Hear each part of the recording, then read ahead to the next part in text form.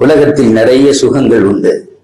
சில சுகங்கள் நமக்கு போதையாகவே அனுப்பி உண்டு. சார், மந்தி சாப்பிடுறதுக்கு காரைக்காலுக்கு வண்டி எடுத்துட்டு போறாங்க சார்.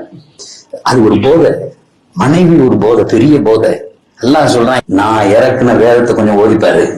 இந்த மனைவியை விட, இந்த உணவை விட, இந்த உலகத்தை விட பின்னாடியே போவ, அதுக்கு பின்னாடியே போவ.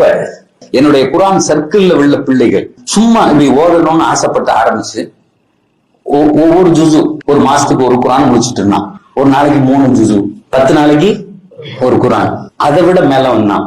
சொன்னா ஒரு நாளைக்கு 5 ஜுசு சார், ஒரு வாரத்துக்கு ஒரு குரான். சார், இன்னைக்கும் ஒரு பெரிய சர்க்கிள். அவங்க சொல்றாங்க, ஹஸ்ரத், இந்த வேலை எனக்கு இப்படி நடக்கணும்னு நினைக்கிறதுக்கு முன்னாடி நடக்குது.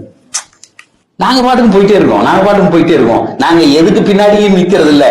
ஆனால் மிக தெளிவாக இந்த நாள்ல 5 ஜுசு ஓதலாம், 5 ஜுசு ஓதிடுவோம். ஒரு வாரத்துக்கு ஒரு குரான். ரொம்ப ரொம்ப நிம்மதியா அல்லாஹ் இங்க வச்சிருக்கான். எந்த குறையும் எங்களுக்கு இல்ல. குறை இல்லாதது மட்டுமல்ல, எங்கள் வாழ்க்கையில் கொடுத்திருக்கிற அத்தனையும் அனுபவிக்கிறோம். நாங்க எங்க பிள்ளைகளுடைய அந்த செய்தி என்னைக்குதான் நாங்க புரிகிறோங்கிற. உங்களால